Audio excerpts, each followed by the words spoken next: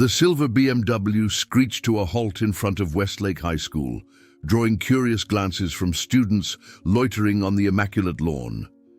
Inside the car, 16-year-old Maya Stevens fidgeted with the fraying strap of her backpack, her dark eyes scanning the imposing brick building with apprehension. "You'll be fine," Diana Stevens assured her daughter with a gentle squeeze of her hand.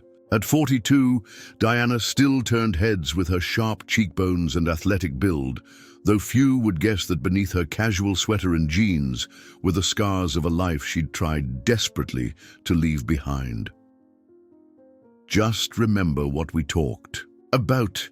Keep your head down, focus on your studies, and try to make at least one friend," Maya finished with a sigh. "I know, Mom." This was their fourth move in 6 years, and Maya had long given up on forming lasting relationships. "Your consulting job couldn't have waited until I graduated." Diana's smile faltered momentarily. The opportunity was too good to pass up. Plus, Westlake has an excellent academic program. She chose not to mention that their relocation had more to do with burning bridges than career advancement. Maya reluctantly pushed open the car door. "See you at 3:30, Diana corrected. "First day, remember. I want to hear all about it." As Maya walked away, Diana's warm smile transformed into a calculating stare. Her eyes meticulously scanned the surroundings: exits, potential, threats, security cameras, a habit from her previous life that had proven impossible to break. The morning passed in a blur of introductions and syllabus reviews. By lunchtime, Maya had catalogued her new classmates: the jocks, the theatre kids, the gamers, and most importantly, the power players. At the center of the cafeteria sat Vanessa Reynolds, whose perfectly highlighted blonde hair and designer clothes marked her as Westlake royalty. Flanking her were twin brothers Jackson and Lucas Bennett, athletic stars whose matching dimples melted hearts across campus, and Zoe Chen, whose family owned half the real estate in town. Maya chose an empty table in the corner, unpacking her homemade lunch with practiced indifference. She'd nearly made it through the meal unnoticed when a shadow fell across her table. "You're in my seat." Maya looked up to find Vanessa staring down at her, manicured hands resting on slender hips. The cafeteria fell oddly silent. "I didn't see a name on it," Maya replied quietly, instantly regretting her words when Vanessa's perfectly glossed lips curved into a predatory smile. "Oh, the new girl has attitude," Vanessa announced loud enough for nearby tables to hear. "Cute bag. Did you get it at Goodwill or was it a dumpster find?" Maya's cheeks burned as she noticed her worn backpack compared to Vanessa's pristine designer. Tote. Years of relocating had taught her when to fight and when to retreat. This was definitely retreat territory. "Sorry, I'll move," she muttered, gathering her belongings. "Actually," Vanessa continued, her voice dripping with false sweetness, "I'm curious, what does your dad do? Because those clothes definitely scream budget constraints." The mention of her father sent an unexpected surge of anger through Maya. "I don't have a dad," she stated flatly, meeting Vanessa's gaze with sudden defiance. Something shifted in Vanessa's expression, a flicker of surprise, perhaps even respect, before hardening again. "Figures," she sneered. "Come on, guys, let's find somewhere with a better class of people." As the group walked away laughing, Maya noticed a girl with vibrant blue-streaked hair watching from a nearby table. The girl gave a small, sympathetic smile before returning to her sketchbook. Across town, Diana Stevens sat at her kitchen table, her laptop open to a series of encrypted communications. Though her consulting cover story wasn't entirely fabrication, she did provide security analysis for select clients. The truth was far more complicated. 8 years ago, Diana Stevens had been Diana Rykoff, one of the most feared operatives in a shadow organization known only as the Foundation. Her specialized training and unflinching execution had earned her the codename Athena, swift, strategic, and lethal. But that life ended the day she discovered she was pregnant and realized she wanted more for her child than a legacy of violence. She disappeared, using skills honed over decades to erase her identity and start fresh as a single mother. The Foundation, never one to lose assets easily, had hunted her for years before seemingly giving up. Diana knew better. They were merely waiting, watching from the shadows. Her phone pinged with a notification, a security alert from the small tracking device she'd sewn into Maya's backpack.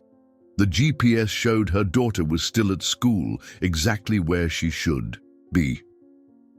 Diana closed her eyes, battling the familiar guilt. Maya deserved a normal life, not one shadowed by her mother's paranoia. But old habits died hard, especially when those habits had kept them alive. Diana's fingers hovered over her keyboard, tempted to run a background check on every teacher and student at Westlake High. She'd done it at the previous schools, discovering nothing more sinister than a math teacher with gambling debts and a principal going through a messy divorce. Instead, she forced herself to close the laptop. This move would be different. She would give Maya the space to grow, to make mistakes, to be a normal teenager. The afternoon bell rang, signaling the end of Maya's first day. As she gathered her books from her locker, a folded piece of paper fluttered to the ground. She opened it to find a crude drawing of a girl, crying alone with the caption, "No daddy, no friends, no style. Don't let them see you react," came a voice beside her. It was the blue-haired girl from lunch. "I'm Riley, by the way. Vanessa's crew are sharks. They smell blood in the water." Maya crumpled the note in her fist. Does she do this to everyone? Only the ones she sees as a threat. Riley leaned against the adjacent locker, which is interesting, since most new kids try to blend in. You, though, there's something different about you. Trust me, I'm trying to blend, Maya insisted, shoving books into her backpack. Riley smiled knowingly. No, you're not. You're trying to be invisible. There's a difference. She nodded toward the exit. Want to walk out together? Safety in numbers? And all that. As they pushed through the double doors into the afternoon sunshine, Maya spotted her mother's car already waiting in the pickup lane. Diana waved cheerfully, though Maya recognized the subtle tension in her shoulders, the way her eyes continuously scanned the surroundings. Your mom? Riley asked. When Maya nodded, Riley gave an appreciative whistle. She looks like she could kick someone's ass. If only you knew, Maya thought. See you tomorrow, Maya, Riley called as she headed toward the bus lane. And hey, don't worry about Vanessa. Her dad's some big-shot investment banker who basically owns this town, so she thinks that makes her royalty. Maya froze. Investment banker? Yeah, Reynolds Financial. Their name's on like half the buildings downtown. Riley shrugged. Money can't buy class though, right? As Maya slid into the passenger seat of her mother's car, Diana immediately sensed her daughter's distress. Rough first day, she asked carefully. Maya stared out the window, watching as Vanessa climbed into a glossy black Range Rover. You could say that? She turned to her mother, studying her familiar face with new eyes. Mom, what do you know about Reynolds Financial? Diana's knuckles whitened almost imperceptibly on the steering wheel. Nothing in particular. Why do you ask? No reason, Maya lied, feeling a strange prickle of suspicion. Just heard the name around school. As they pulled away from the curb, neither noticed the black sedan that eased into traffic several cars behind them, nor the man inside capturing photos of both mother and daughter with a telephoto lens. What would happen if people knew who you really are? What secrets are you hiding from the world and from yourself? 2 weeks into the school year, Maya had established a fragile routine. She spent lunch periods with Riley and a small group of self-proclaimed artistic misfits who congregated in the back corner of the cafeteria. Vanessa's harassment had evolved from casual mockery to orchestrated humiliation, accidentally spilled drinks on Maya's assignments, whispered insults in the hallways, and social media posts thinly disguised as jokes about charity cases and trailer trash. At home, Maya noticed subtle changes in her mother's behavior. Diana had always been protective, but lately she seemed hyper-vigilant, checking locks multiple times, taking different routes home from school, and spending late nights on her laptop with the screen angled away from Maya's view. "Mom, is everything okay?" Maya asked one evening, finding Diana staring intently at a news article about Reynolds Financial's latest acquisition. Diana closed the browser window with practiced casualness. "Of course, sweetheart, just researching. Investment opportunities." She stretched and yawned dramatically. "How about we do something fun this weekend? There's a self-defense class at the community center I thought might interest you." Maya rolled her eyes. "Another one?" "Mom, I've taken like 5 different martial arts classes since I was 10. And you've never stuck with any of them," Diana countered. "Physical fitness is important, Maya. The world can be dangerous." "Not as dangerous as you make it out to be," Maya muttered, but agreed nonetheless. The following Saturday found them in a brightly lit gymnasium with a dozen other participants, mostly women. The instructor, a compact man with military short hair, demonstrated basic escape techniques. While the other students struggled with the movements, Maya executed each one with uncomfortable precision, earning curious glances from the instructor. "You've done this before," he remarked during a water break. Before Maya could respond, Diana appeared at her side. "We've taken a few classes over the years," she explained smoothly. "Nothing formal." The instructor nodded, though his eyes lingered on Diana with a flicker of recognition that made her spine stiffen. "You move like someone with training," he said quietly. "Former gymnast," Diana replied with a disarming smile. "Old habits die hard." On the drive home, Maya broke their silence. "That wasn't about fitness, was it? You're worried about something." Diana's expression remained neutral, though her grip tightened on the steering wheel. "Everyone should know basic self-defense, Maya. It's just practical."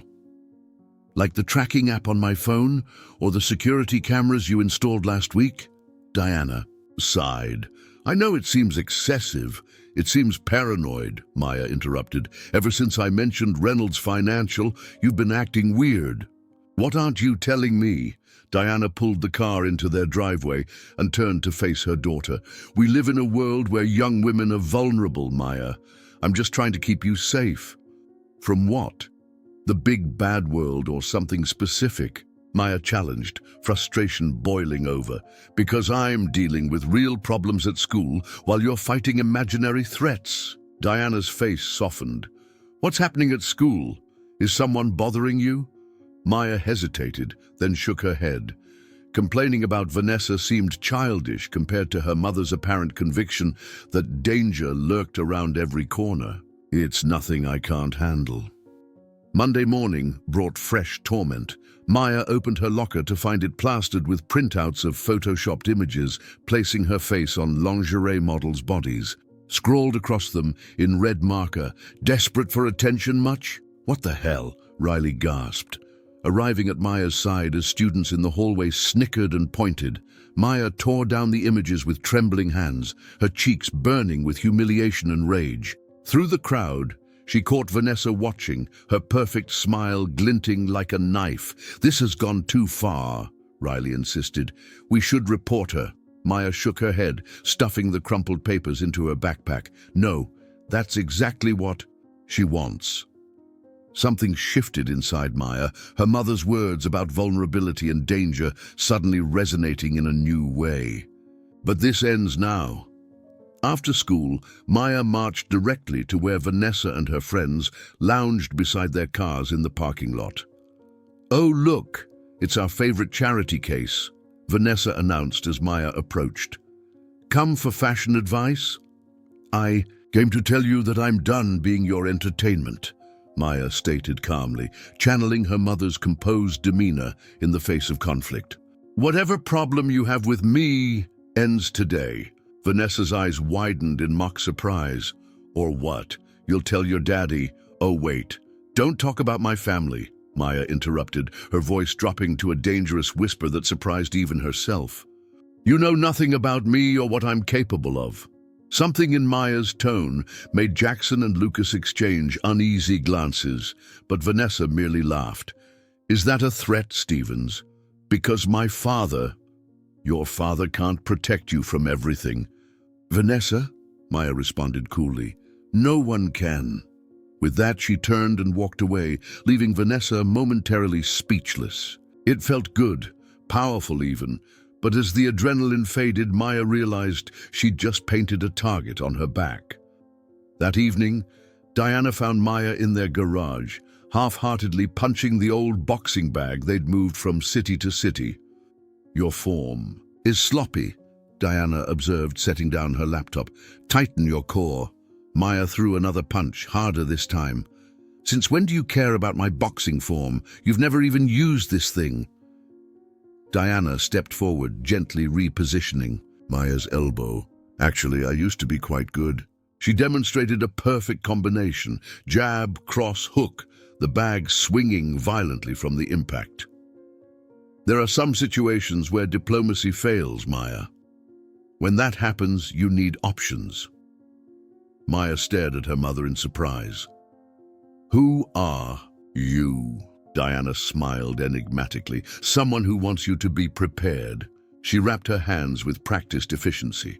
Learn from my mistakes, Maya. The world doesn't reward passive acceptance of injustice. For the next hour, Diana taught Maya techniques far beyond basic self-defense. Pressure points, disabling strikes, psychological intimidation. Maya absorbed every word, imagining Vanessa's face as she practiced each devastating combination. Remember, Diana cautioned as they finished, these skills aren't about winning fights. They're about preventing them by projecting strength. She studied her daughter's determined expression with a mixture of pride and concern. What's really going on at school, Maya? This time, Maya told her everything. The bullying, the photos, the confrontation. To her surprise, Diana didn't overreact or threaten to storm the principal's office. Instead, she listened with calculated and calm. Sometimes, Diana said finally, the best strategy isn't to attack your opponent directly, but to understand what drives them. This girl, Vanessa, her power comes from somewhere. Find its source, and you find her weakness. Maya nodded, slowly recognizing wisdom beyond typical maternal advice. That sounds like something from The Art of War. Diana's smile didn't reach her eyes. Sun Tzu has nothing on a mother protecting her child. Later that night, as Maya slept, Diana sat at her kitchen table with an encrypted phone she'd kept, hidden for emergencies. After 8 years of silence, she dialed a number she'd sworn never to use again. It's Athena, she whispered when the line connected. I need information on Reynolds Financial and its CEO, Thomas Reynolds. The voice that responded was cold and efficient. Identification protocol? Diana closed her eyes, summoning a past she'd tried desperately to bury. Nightshade Winter Echo 9-7. Verified. Welcome back, Athena. What makes you break radio silence after all these years? Diana's gaze drifted to Maya's bedroom door. Let's just say our paths may have crossed again, and this time I need to know everything. How far would you go to protect someone you love? What happens when the secrets we keep become the very things that threaten those we're trying to shield? The manila envelope arrived on Diana's doorstep 3 days later. No postmark, no return address. Inside, she found detailed files on Thomas Reynolds. Financial statements showing suspicious transactions, photographs of meetings with known criminal, figures, and most disturbingly, a connection to the Foundation through shell companies that had previously funded their operations. Diana's blood ran cold as the pieces clicked into place. Reynolds wasn't just any investment banker. He was the money behind her former employers, the man who had financed countless assassinations, including ones she had carried out herself. Mom, what's that? Maya's voice startled Diana, who quickly gathered the papers. Just work documents, she lied, forcing a smile. How was school today? Maya dropped her backpack on the kitchen counter. Different. Vanessa wasn't there. Apparently her dad pulled her out for a mental health day after some big argument they had last night. Diana kept her expression neutral, even as alarm bells rang in her mind. That's interesting timing. Yeah, Maya agreed, opening the refrigerator. Riley heard from someone on the cheer squad that Vanessa's dad freaked out when she told him about our confrontation, like totally overreacted, specifically when she mentioned my last name. Diana felt a chill crawl up her spine. Your last name? Stevens? Maya nodded, oblivious to her mother's growing tension. Weird, right? Riley thinks her dad might have lost money in some investment with someone named Stevens or something. Maya chatted about her day. Diana's mind raced. Reynolds knew, or at least suspected, who she was. Worse, he now knew she had a daughter. The comfortable life she'd built for them was unraveling faster than she could control. That night, after Maya went to bed, Diana retrieved a metal case from a hidden compartment in her closet. Inside lay remnants of her previous life. False. Identifications, emergency cash in various currencies, 2 untraceable handguns, and a small red notebook containing contacts who owed her favors. She would need them all now. The following morning, Maya found a note on the kitchen counter. Working remotely today, meeting with clients, don't wait up, love you. It wasn't unusual for her mother to have intensive workdays, but something about the hastily scrawled message felt different, final somehow. At school, the atmosphere had shifted. Students whispered as Maya passed, but not with their usual malice. Instead, they seemed almost afraid. Riley met her at her locker, eyes wide with excitement. You won't believe what happened, she began, voice low. Vanessa's back today, but she's like different. Her dad showed up at school this morning, looking like he'd seen a ghost. He was with the principal for an hour, and when Vanessa came out of that office, she wouldn't make eye contact with anyone. Maya frowned. That doesn't make sense. It gets weirder, Riley continued. Jackson told Zoe that Vanessa's dad specifically asked about you, like wanted to know if you had any problems with other students. Principal Kent told him you were a model student who kept to herself. Maya felt a creeping unease. Why would her dad care about me? Before Riley could respond, the hallway fell silent as Vanessa appeared. Gone was the confident swagger and designer outfit, replaced by subdued clothing and downcast eyes. When she spotted Maya, her face drained of color. She quickly changed direction, practically running to avoid crossing paths. Okay, that was bizarre, Riley whispered. What did you do to her? Nothing, Maya insisted, confusion mounting. I only stood up to her. Throughout the day, the pattern continued. Vanessa avoided Maya like she carried a contagious disease. By final period, curiosity overcame caution, and Maya cornered Vanessa in the empty locker room after gym class. What's going on? She demanded. Why are you acting like this? Vanessa flinched, backing against the lockers. My dad says I need to stay away from you. Why? Because I stood up to your bullying? No, Vanessa whispered, glancing around as if afraid someone might overhear. Because of who your mother is. Maya froze. What are you talking about? My dad wouldn't explain, Vanessa continued, her voice trembling. He just went crazy when I mentioned your name. Started making calls, checking. Security systems. I've never seen him so scared. Her eyes met Maya's, genuine fear replacing her usual contempt. Who is Diana Stevens, really? Maya opened her mouth to respond, but no words came. Who was Diana Stevens? The question echoed in her mind as she realized how little she actually knew about her mother's past. When Maya arrived home that afternoon, the house was eerily quiet. Diana's car was in the driveway, but she didn't answer Maya's calls. In the kitchen, Maya found her mother's laptop open to a news article. Reynolds Financial under federal investigation for money laundering. CEO cooperating with authorities. "Mom?" Maya called again, moving cautiously through the house. In her mother's bedroom, drawers hung open, clothes missing. The hidden compartment in the closet stood empty, its contents gone. Cold panic gripped Maya as she pulled out her phone to call her mother. As she dialed, movement in the backyard caught her eye. Through the window she spotted a man in a dark suit, carefully examining their property line. Another figure circled to the side of the house. Maya's phone vibrated with a text message from an unknown number. "Basement storage. Red duffel bag. Take it and run. Trust no one, not even Riley. I love you." "Mom." Heart pounding, Maya crept to the basement, finding the red duffel hidden behind old moving boxes. Inside were cash, a prepaid phone, a small canister of pepper spray, and a handwritten note. "Go to Crestview Motel, room 114. Say nothing to anyone."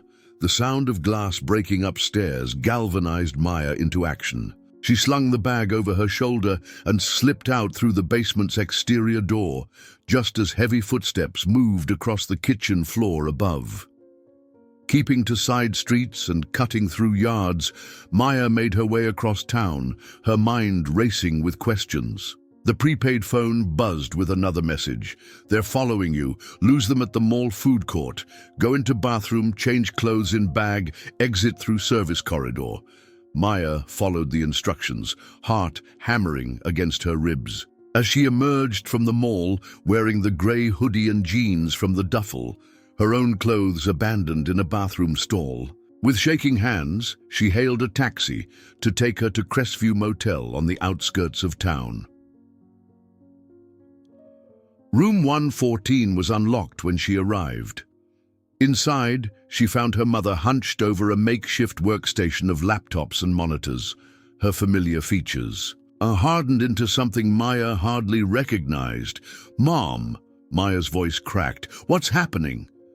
Diana looked up, relief washing over her face before her expression reset to focused determination. "I'm sorry, Maya. I never wanted you involved in this."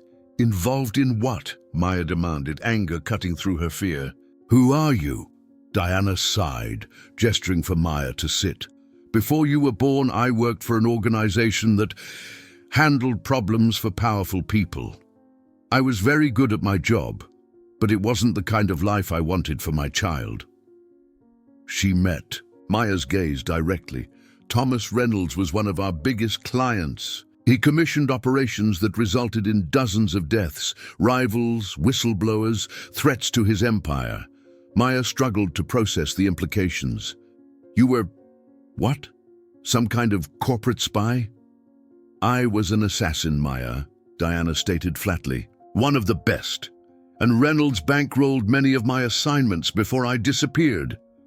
The room seemed to tilt beneath Maya's feet. "You killed people? For money?" "For 8 years, yes," Diana admitted, the weight of her confession visible in the lines of her face. "Until I learned I was pregnant with you. That's when I walked away, created new identities for us, kept us moving whenever I sensed the foundation. Getting close. And now they've found us," Maya whispered. Diana shook her head. "Not the foundation, Reynolds. When Vanessa told him about you, about us, he recognized the threat immediately. He knows what I'm capable of, and more importantly, what I know about him."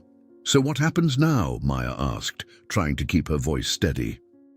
Diana turned one of the laptop screens toward Maya. On it was video footage of Vanessa and her father in what appeared to be an airport terminal. "Reynolds is running. The evidence I gathered was enough to trigger federal investigations into his companies, but he's maintained escape protocols, new identities, offshore accounts. They're flying to a private island tonight where extradition will be virtually impossible." Maya stared at the screen, unable to reconcile the terrified girl in the footage with the tormentor who had made her life miserable. "What about us? Are we safe now?" Diana's expression darkened. Reynolds hired mercenaries to eliminate us before he leaves, his final loose end. She checked her watch. Their flight departs in 3 hours. We have until then to disappear. Or? Maya prompted, sensing her mother wasn't telling her everything. Diana's eyes met Maya's, and for the first time, Maya saw the deadly calculation behind her mother's protective facade. Or we end this permanently. When the masks we wear are finally stripped away, do we embrace the truth of who we are, or do we run from it?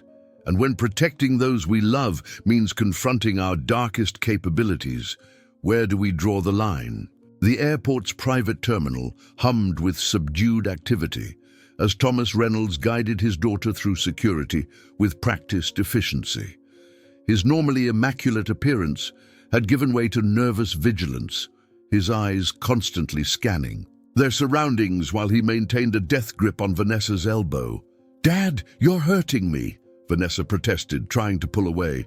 "Stay close," he ordered, voice low and tight.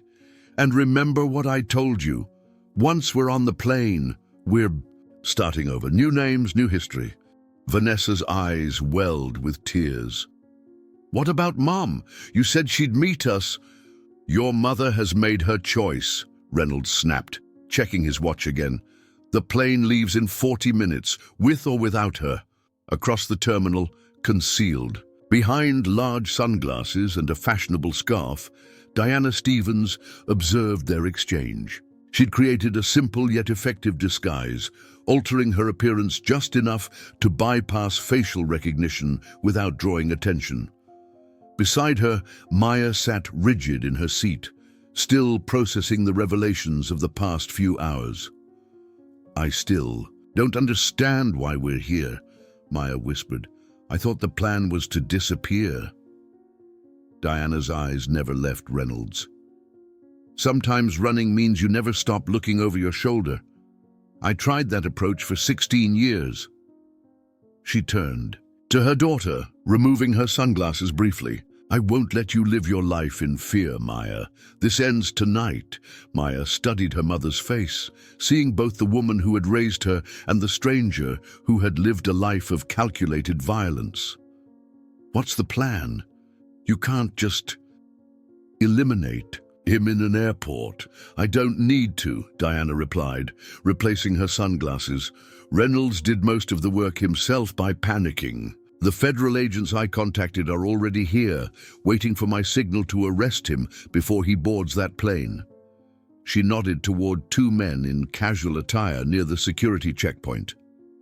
"But there's something I need first, something only Reynolds can provide." Diana handed Maya a small device that resembled a key fob. "This is a panic button.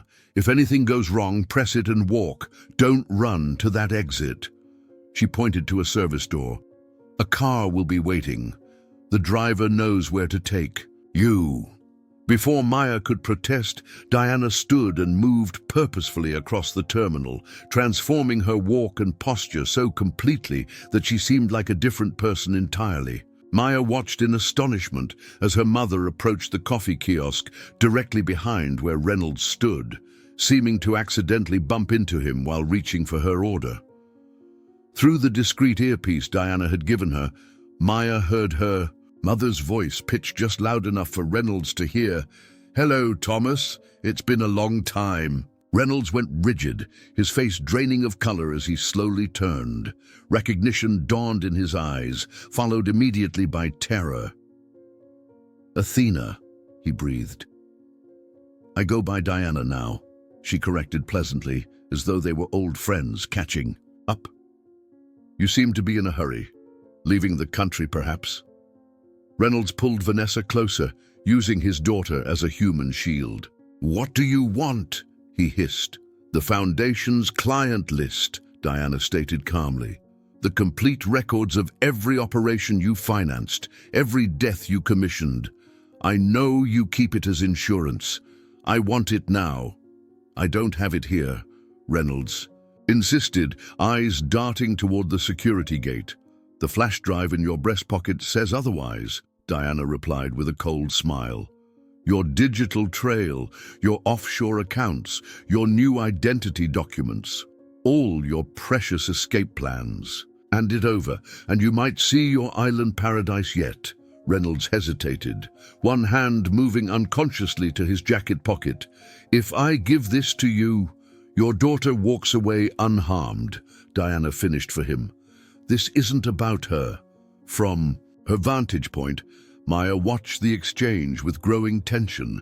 She could see the federal agents moving closer, responding to some invisible signal. What happened next unfolded so quickly that Maya barely had time to process it. Reynolds suddenly shoved Vanessa forward into Diana, reaching inside his jacket not for the flash drive, but for a concealed weapon.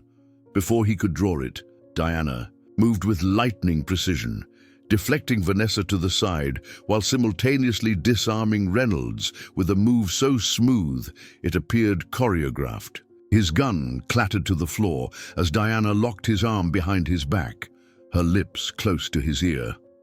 Security personnel swarmed toward them as the federal agents identified themselves, drawing their badges. In the ensuing chaos, Maya saw her mother slip something from Reynolds' pocket before releasing him to the authorities. Vanessa stood frozen in shock, watching as her father was handcuffed and read his rights. Maya's attention was diverted by a notification on her phone, a breaking news alert about Reynolds' financials collapse amid allegations of massive fraud and criminal enterprise. The story mentioned anonymous evidence provided to federal investigators that had triggered the investigation. When she looked up, her mother was gone from Reynolds' side. Security guards were escorting Vanessa to a private room, likely to await Child Protective Services, while her father disappeared through a door flanked by agents. Quite the show, isn't it? Diana's voice came from beside her. Maya hadn't even noticed her mother's return. We should go now. As they walked toward the exit, Maya caught sight of Vanessa through a glass partition, her face streaked with tears as a female officer attempted to comfort her. Despite everything, Maya felt an unexpected pang of empathy. What happens to her now? She asked. Diana followed her gaze. Her mother is flying in from Paris. Apparently, she left him years ago because of his criminal connections. She squeezed Maya's shoulder. Vanessa will be fine. With her father's assets frozen, she'll have to learn to live without the privilege that made her feel invincible, but that's probably for the best. Outside, a taxi waited to take them to another motel where they would spend the night before. Beginning yet another relocation, so we're still running, Maya observed as they drove away from the airport. Diana shook her head, producing the flash drive she'd taken from Reynolds. Not running, repositioning. With this, we have leverage against anyone who might come looking for us. Names, dates, financial records of every operation the Foundation conducted over the past 20 years. Including yours, Maya stated quietly. Diana didn't deny it. Including mine. The Foundation will collapse when this information reaches the right channels, which it will if anything happens to us. Maya stared out the window at the passing city lights. All those years of moving, changing schools, never putting down roots. It was all because of this life you left behind. I left it behind for you, Maya, Diana said softly, and I would do it all again. They rode in silence for several miles before Maya spoke again. Will you ever tell me about it? About what you did before? Before me? Diana considered the question carefully. Some of it, perhaps, when you're ready. But Maya, those actions don't define who I am now, just as Vanessa's cruelty doesn't have to define who she becomes. 2 weeks later, Maya stood in front of another new school in another new town. This time, however, something was different. The constant tension that had always radiated from her mother had eased, replaced by a cautious optimism. Remember, Diana said as Maya prepared to enter the building, confidence without arrogance, strength without aggression. Maya smiled. I know, Mom. I had a good teacher. She hesitated. Do you think we'll stay here? Like, actually stay? Diana nodded slowly. I think we've earned some stability. She handed Maya a small package. Open this later, when you're alone. In her first period class, Maya unwrapped the gift beneath her desk. Inside was a delicate silver necklace with a pendant shaped like a shield. A note accompanied it, to remind you that your greatest strength isn't in knowing how to fight, but in knowing when to fight.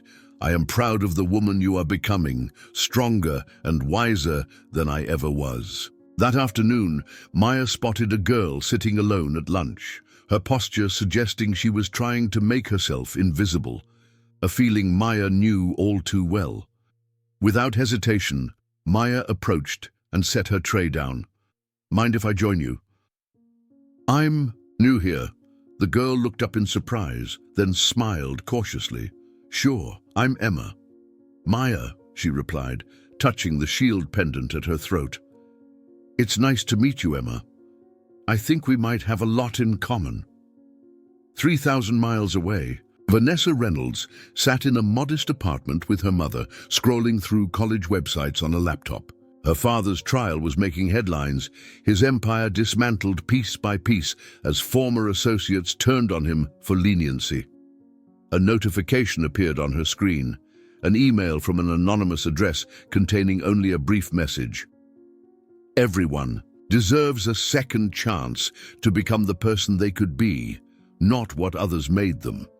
And Vanessa stared at the message for a long time before saving it to a folder she'd labeled Fresh Start. In her new home, Diana Stevens accessed the encrypted network she'd built using information from Reynolds' flash drive. One by one, former Foundation operatives were being arrested or disappearing as their identities became compromised.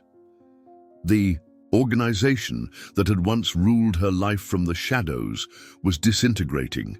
She closed her laptop and joined Maya on their back porch, where her daughter was sketching the sunset. For the first time in 16 years, Diana allowed herself to believe that their future might contain more than just survival. It might actually include peace. Mom, Maya asked without looking up from her drawing, do you ever regret it? Leaving that life behind? Diana watched as golden light spilled across her daughter's face, illuminating the quiet strength that had always been there, waiting to emerge. Not for a single moment. Our pasts may shape us, but they don't define us. The true measure of strength isn't in the battles we win, but in choosing which battles truly matter, and having the courage to fight not just for ourselves, but for the people we love. If this story touched your heart, please subscribe for more powerful tales like this. See you in the next video. All stories on this channel are works of fiction created solely for entertainment. Any similarity to real persons or events is purely coincidental.